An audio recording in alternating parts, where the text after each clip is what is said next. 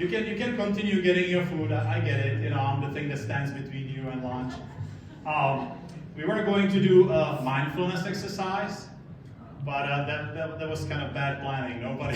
Nobody sat down at the table. Everybody got in line. So that's perfect.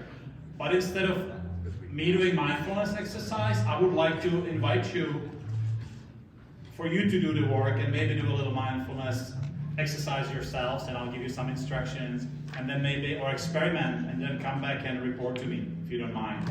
So lately, a lot of people talk about their relationship to food, right? You probably heard it. I gotta better my relationship to food, and I actually don't know what that means. Does that mean that you should be in a long-term, productive, healthy relationship with food, but instead, every night you go out and fall for the bad boy and then regret it the following day?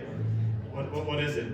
So, first thing I would like is, I'll do this experiment in a couple of parts. First one, maybe the hardest one. Try not to take your phone out for 5 minutes. And I know, some of us have low self-esteem and we feel that if we don't call the boss that we'll get fired. We have to report back to the office, right?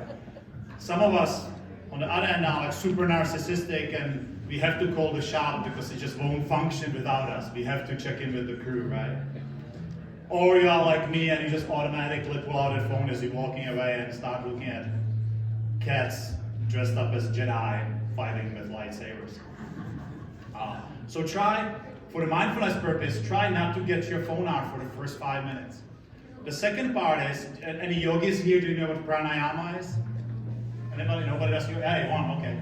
So prana is a life force, and the yama is a control. So normally it applies to breath, right? You can get energy to be breathe all the time because we have to live. But we can take breath with intention. Just right when you get back to your home today after this stressful conference, or back to the hotel, and you fall on the bed, and that first breath. It's nourishing, right? That's pranayama. So I would like to, today for you, I would like to think of food as prana, as energy. So you don't take out your phone, and you get your food, and try to, maybe don't put as much dressing, maybe too late, but try to get at least a little bit of whole food. And think about and that's the exercise, think about your relationship with food. Try to taste it. Try to think about how you think about food. And then, maybe if you see me later on, or when we get back, if you have any thoughts, report to me. Either way, if you feel, hey, this was a great exercise, this was so brilliant, this has changed my mind, tell me.